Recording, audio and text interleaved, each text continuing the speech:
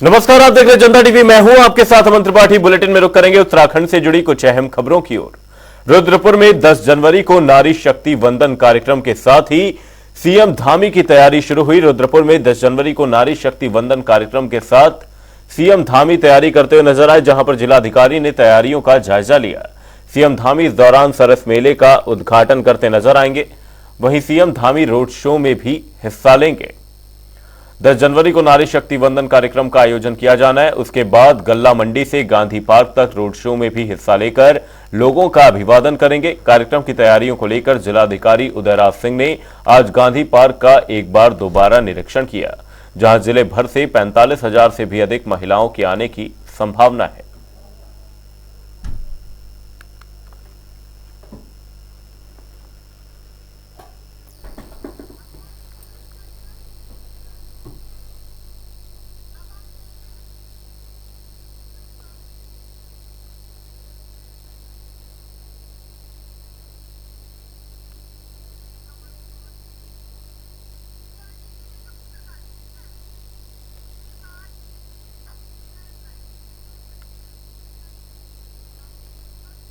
रामलीला मैदान में दीदी भूली महोत्सव का कार्यक्रम आयोजित होने जा रहा है, जिसमें बतौर मुख्य अतिथि मुख्यमंत्री पुष्कर सिंह धामी शामिल होंगे।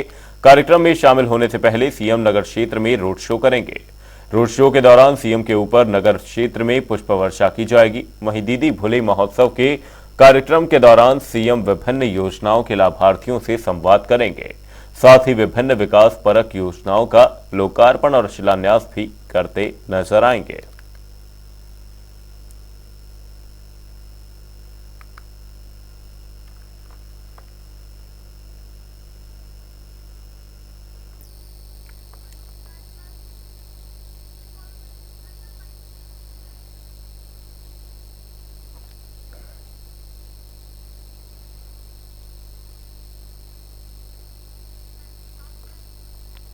आगामी लोकसभा चुनाव को लेकर भाजपा की आज बड़ी बैठक का आयोजन राजधानी देहरादून में किया गया। इस मौके पर प्रदेश अध्यक्ष महेंद्र भट्ट ने जनता टीवी से खास बातचीत करते हुए कहा कि भारतीय जनता पार्टी 5 लोकसभा में हैट्रिक बनाने जा रही है। उन्होंने कहा, मैंने प्रधानमंत्री नरेंद्र मोदी और राष्ट्रीय अध्यक्ष को विश्वास दिलाया है।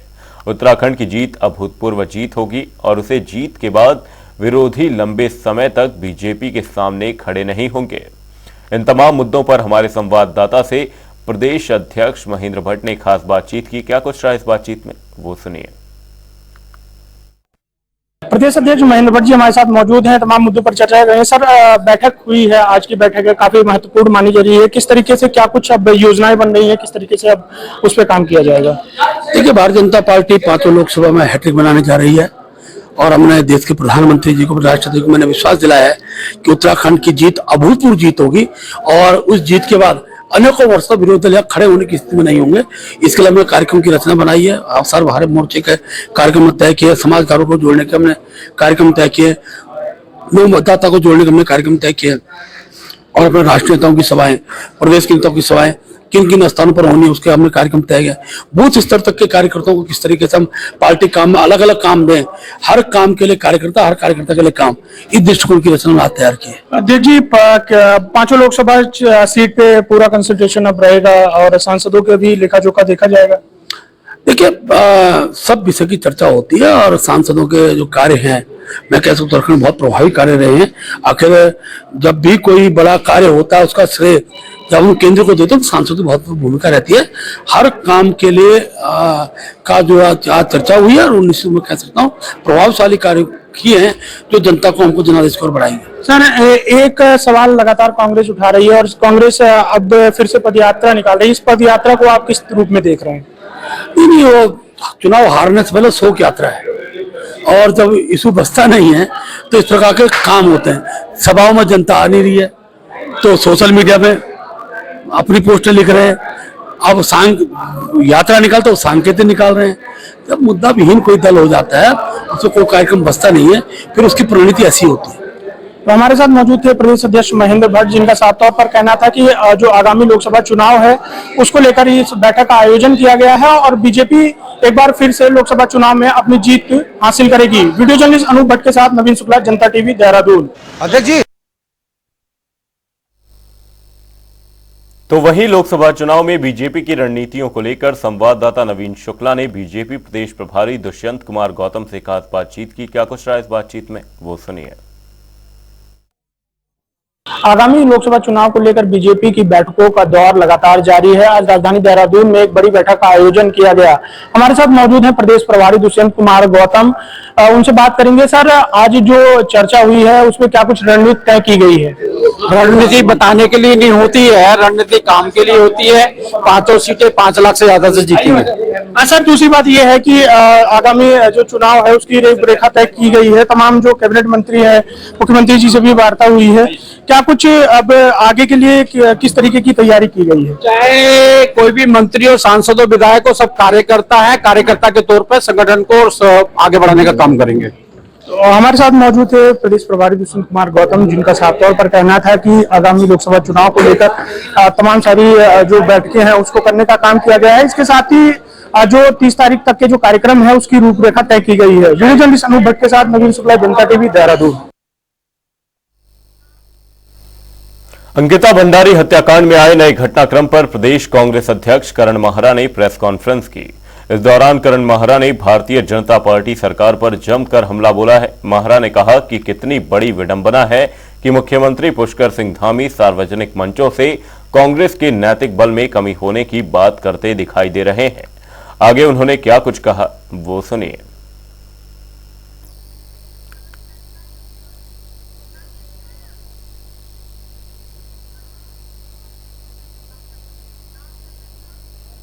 भारतीय जनता पार्टी ने देश भर में दीवार लेखन का कार्यक्रम शुरू किया है, जिसमें मुख्यमंत्री धामी सहित पार्टी अध्यक्ष महेंद्र भट्ट ने भी दीवार लेखन कर कार्यकर्ताओं को प्रेरित किया। इस कार्यक्रम को लेकर बीजेपी प्रदेश अध्यक्ष महेंद्र भट्ट ने बताया कि दीवार लेखन का कार्यक्रम 14 जनवरी पर किया जाएगा।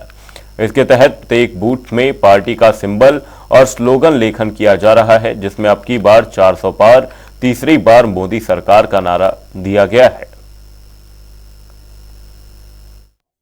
कल विधिवत रूप से पूरे देश में दीवार लेखन कार्यक्रम प्रारंभ किया और निश्चित रूप से आचार संहिता से पूर्व तक और बहुत से स्थानों पर आचार संहिता के बाद भी हमारा दीवार लेखन कार्यक्रम चलेगा। एक सतत चलने वाली प्रक्रिया है, लेकिन उसको एक प्रकार से सामूहिक रूप से हमने 5 से 14 जनवरी का उसका समय तय किया है। 5 से 14 जनवरी हर बूथ पर 5-5 दीवार का लेखन हो जाए, इसका हमने कार्यक्रम से आह्वान किया है। बीजेपी से खानपुर के पूर्व विधायक कुंवर प्रणव चैंपियन ने बीजेपी के पूर्व प्रदेश अध्यक्ष मदन कौशिक पर पार्टी के साथ भीतरी घात कर भाजपा के विधायक के प्रत्याशियों को हराने का आरोप लगाया। उन्होंने कहा कि पूर्व प्रदेश अध्यक्ष मदन कौशिक ने 2022 के विधानसभा चुनाव में कई प्रत्याशियों को हराने का काम किया था, जिसके लिए उन्होंने मदन कौशिक पर कार्रवाई करने की भी मांग की है। इसके साथ ही उन्होंने खानपुर के विधायक उमेश कुमार पर भी जमकर हमला बोला। इस दौरान उन्होंने उत्तर प्रदेश से लोकसभा चुनाव लड़ने के भी संकेत दिए हैं। दुनिया जानती है 2022 के विधानसभा चुनाव में जो प्रदेश अध्यक्ष थे हमारे भाई मदन कौशिक जी, उनके द्वारा भाजपा से क्या कहूं, बस मेरे पास शब्द नहीं है, धोखा दिया गया। जहां खाया वहीं छेद किया। स्वामी यतीश्वरानंद को हराया, संजय गुप्ता को हराया, हमारी सीट हरवाई। उमेश को लाने वाले मदन कौशिक हैं और फिर उनको प्रदेश अध्यक्ष पद से हटाया। उनको मंत्री भी नहीं बनाया गया। पूरा संगठन खिलाफ कर दिया, सरकार भी खिलाफ कर दी। 6-6 बार हेलीकॉप्टर लैंड हो रहे हैं। शिकायत करिए, कोई बोलने वाला नहीं था। ईश्वर कृपा से मैं उत्तर प्रदेश से लड़ूंगा, उत्तराखंड से नहीं, उत्तर प्रदेश से। और मैंने आउटलाइन कर लिया है, चाहे मुझे मेरी पार्टी कहीं से टिकट दे, मेरठ से दे, बिजनौर से दे, अमरोहा से दे, सहारनपुर से दे, कहीं से दे, सांसद तो इस बार बनना है। और सांसद बनने के बाद उत्तर प्रदेश की सेवा के साथ साथ अपनी देवभूमि का भी ध्यान रखूंगा, यहाँ की भी सेवा करूंगा। हजारों बेरोजगार युवाओं को रोजगार मिलेगा। खाली खानपुर विधानसभा नहीं, पूरे उत्तराखंड के युवाओं को, बेरोजगार युवाओं को रोजगार उनका बड़ा भाई कुंवर प्रणव सिंह चैंपियन देगा। जो कहा था वो पूरा किया। मर्द हूं असली, और मर्द की जुबान होती है जुबान। साथ ही साथ 3 पुल पुष्कर सिंह धामी जी से मैंने, जो पहला उत्तराखंड का राजकीय कन्या डिग्री कॉलेज अपनी विधानसभा में खुलवाया था, रानी धर्म कुंवर राजकीय कन्या डिग्री कॉलेज, उसका लोकार्पण कराया जून 2021 में। और वहीं मैंने घोषणा करा दी थी 3 पुल की। पहला पुल हस्तमौली में, दूसरा पुल गिदावली में, तीसरा पुल शेरपुर बेला में।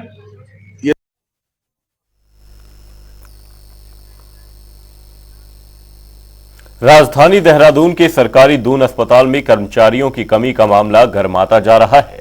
कर्मचारियों की कमी के कारण मरीज और तीमारदारों को भी अच्छी खासी दिक्कतों का सामना करना पड़ता है। आए दिन कर्मचारियों की कमी के कारण मरीज को एक जगह से दूसरे जगह शिफ्ट कर उनके ही परिजनों को करना पड़ता है और अक्सर तीमारदार और अस्पताल के स्टाफ के साथ झड़प भी देखने को मिलती है। इसी कमी को देखते हुए सीएमओ संजय जैन ने कहा कि नर्स की भर्ती हो चुकी है, अब सिर्फ पुलिस वेरिफिकेशन बाकी है। नहीं तो जैसे अभी माननीय मंत्री जी ने स्वयं बताया कि नर्सेज की भर्ती की प्रक्रिया पूरी हो चुकी है। उनका पुलिस वेरिफिकेशन वाली कार्रवाई चल रही थी, वो भी करीब करीब खत्म हो गई है। तो अगले हफ्ते से अब उम्मीद है कि इनकी नियुक्ति होना शुरू हो जाएगी और ये माननीय स्तर से होगा। चतुर्थ श्रेणी की भर्ती की जहाँ तक बात थी तो सरकार ने अभी एक नए शासनादेश किया था कि रोजगार पोर्टल के माध्यम से इनमें नियुक्ति होनी है। तो मैंने भी उसमें प्रक्रिया शुरू कर दी है। रोजगार कार्यालय को मैंने आवेदन दे दिया है अपनी नियुक्ति के लिए। तो अब जल्दी ही जेम पोर्टल के माध्यम से हम नियुक्तियों को कर पाएंगे।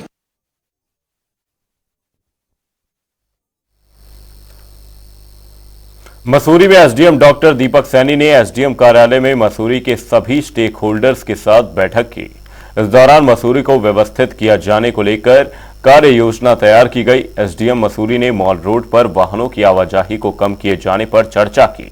वहीं एसडीएम डॉक्टर दीपक सैनी ने कहा कि मॉल रोड पैदल चलने वालों के लिए होनी चाहिए, लेकिन वहां अत्यधिक वाहन चलते हैं जिससे लोगों को घूमने फिरने में खासी दिक्कत होती है। उन्होंने कहा कि मसूरी मॉल रोड पर शाम के 4 बजे से लेकर रात्रि 10 बजे तक वाहनों पर प्रतिबंध है। ऐसे में इसको सख्ती से लागू किया जाएगा। बिल्कुल, ये आज एक हमारी जो है मसूरी में ट्रैफिक व्यवस्था को लेकर जो है एक हमने मीटिंग बुलाई थी। सभी स्टेक होल्डर्स इसमें उपस्थित थे और उसमें विभिन्न बिंदुओं पर हम लोगों ने चर्चा करी कि कैसे मॉल रोड स्पेशली जो है हमारा, जिसमें बहुत ज्यादा ट्रैफिक कंजेशन रहता है, उस पर कैसे फोकस किया जा सके।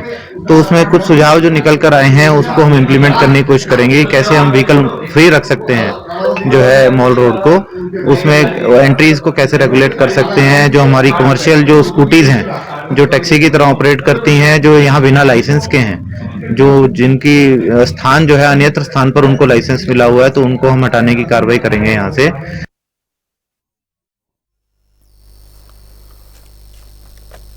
रुड़की चतुर्थ वर्गीय राज्य कर्मचारी महासंघ की बैठक का आयोजन किया गया। इस दौरान महासंघ के प्रदेश अध्यक्ष नाजिम सिद्दीकी ने कहा कि सभी विभागों में पदोन्नति की व्यवस्था है, लेकिन चतुर्थ वर्गीय राज्य कर्मचारी महासंघ में आज तक पदोन्नति का कोई रास्ता साफ नहीं हो पाया है।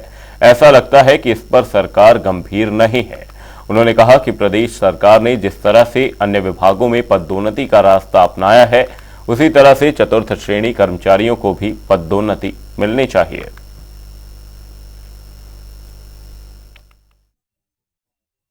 आज की जो हमारी बैठक है उसका मुख्य मुद्दा जो है हमारी प्रदेश कार्यकारिणी चतुर्थ राज्य कर्मचारी का जो है गठन जो है नवंबर 2021 में हुआ था और इसका कार्यकाल नवंबर 2023 में समाप्त हो चुका है। तो आज का जो मुख्य महत्वपूर्ण मुद्दा था तो इस कार्यकारिणी के पुनर्गठन की बात है कि कब इसका गठन किया जाए, उस संबंध में आज विचार।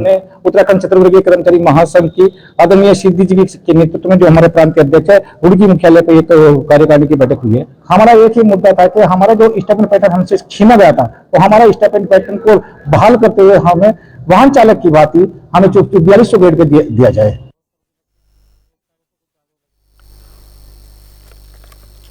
पहाड़ों में भले ही दिन में चटक धूप खिल रही हो, लेकिन मैदानी इलाकों में शीतलहर और कोहरे ने लोगों की मुश्किलें बढ़ा दी हैं। मैदानी इलाकों में कोहरे का असर देखने को मिल रहा है, जिससे यातायात प्रभावित हो रहा है। फिलहाल कुछ दिनों तक लगातार मैदानी क्षेत्रों में घना कोहरा रहने के आसार हैं। इसी के चलते नैनीताल की जिलाधिकारी वंदना सिंह ने संवेदनशील स्थानों पर अधिकारियों को अलर्ट रहने के निर्देश दिए हैं।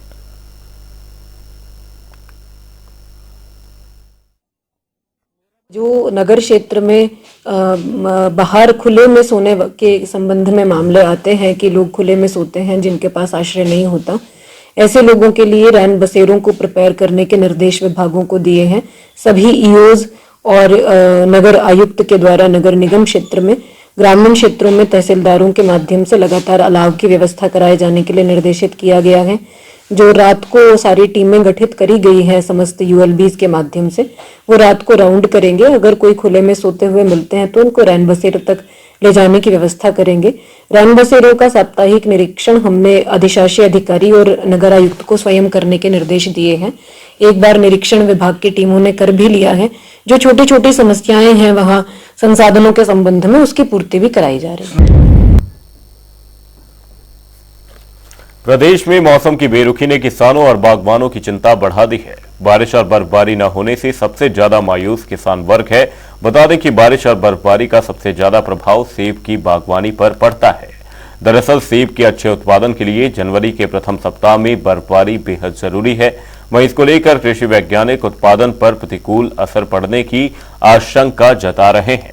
इसके अलावा जिन मैदानी इलाकों में सिंचाई के पर्याप्त साधन नहीं है, वहां गेहूं की फसल पर पाले की मार पड़ रही है, जिससे फसल पीली पड़नी शुरू हो गई है। देखिए, ये रबी की फसलें का समय है और रबी की फसलों में खासकर आपकी सब्जियां हैं, गेहूं है, जई है और जो हमारी औद्यानिक फसलें हैं, यहाँ तक कि सब्जियों में सबसे बड़ा क्षेत्रफल रहता है प्याज, लहसुन और पत्ता गोभी, फूल गोभी का। तो ये सभी फसलें ऐसी हैं कि यदि इनको एक उचित मौसम मिले तो इनकी भरपूर पैदावार होती है। लेकिन आप देख रहे होंगे कि पिछले काफ़ी समय से वर्षा न होने के कारण रात का जो तापमान है वह काफ़ी शुष्क होने की वजह से काफ़ी ठंडा हो जाता है, तो भूमि के आसपास पाला गिरने की समस्या बढ़ जाती है। बारिश की कमी और खुश मौसम के चलते पहाड़ से लेकर मैदान तक इस बार किसान परेशान है। वहीं बारिश न होने के कारण इस बार किसानों को भारी नुकसान उठाना पड़ सकता है। जनता टीवी के लिए विकासनगर से बुलेटिन में रुक करेंगे 2 मिनट में 10 बड़ी खबरों की ओर। अयोध्या में राम मंदिर के पास बनेगा उत्तराखंड का गेस्ट हाउस। सीएम धामी ने किया बड़ा ऐलान, बोले जल्द शुरू होगा निर्माण कार्य। रुद्रपुर में 10 जनवरी को नारी शक्ति वंदन कार्यक्रम। सीएम धामी करेंगे कार्यक्रम में शिरकत। सरस मेले का भी करेंगे उद्घाटन। मुख्यमंत्री धामी रोड शो में भी लेंगे हिस्सा। लोकसभा चुनावों के लिए बीजेपी ने शुरू किया दीवार लेखन कार्यक्रम। दीवारों पर लिखे जा रहे पार्टी के सिंबल और स्लोगन। 14 जनवरी तक रहेगा कार्यक्रम जारी। हरिद्वार के दौरे पर है मध्य प्रदेश के मुख्यमंत्री मोहन यादव। निरंजनी अखाड़े में आयोजित संत सम्मेलन में लिया हिस्सा। सीएम को सनातन भूषण से सम्मानित किया गया। जसपुर में अज्ञात कारणों से पिकअप में लगी भीषण आग। हादसे में नहीं हुआ कोई नुकसान। फायर ब्रिगेड की गाड़ी ने आग पर पाया काबू। काशीपुर में पुलिस को मिली बड़ी सफलता। 2 चोरों को किया गिरफ्तार। कब्जे से चोरी की स्कूटी, टीवी और अन्य सामान किया बरामद। रुड़की में पुलिस ने 3 वाहन चोरों को किया गिरफ्तार। कब्जे से चोरी की बाइकों को किया बरामद। उत्तरकाशी में पुलिस की दिखी बड़ी कार्रवाई। चरस तस्कर को किया गिरफ्तार। कब्जे से 3 किलो चरस किया बरामद। देहरादून में महिला आयोग महिलाओं के अधिकारों के प्रति कर रहा जागरूक। अलग अलग क्षेत्र में कानून की जानकारी के लिए लगाए जा रहे शिविर। फोन कॉल के जरिए हो सकती है शिकायत दर्ज। उधम सिंह नगर में नकाबपोश बदमाशों ने सेवादार की पीट कर की हत्या। एक सेवादार गंभीर रूप से हुआ घायल। पुलिस ने दर्ज कराया मुकदमा। बुलेटिन में फिलहाल के लिए सिर्फ इतना ही। कहीं जाएगा नहीं। जनता टीवी पर खबरों का सिलसिला रहेगा जारी। तब तक के लिए नमस्कार।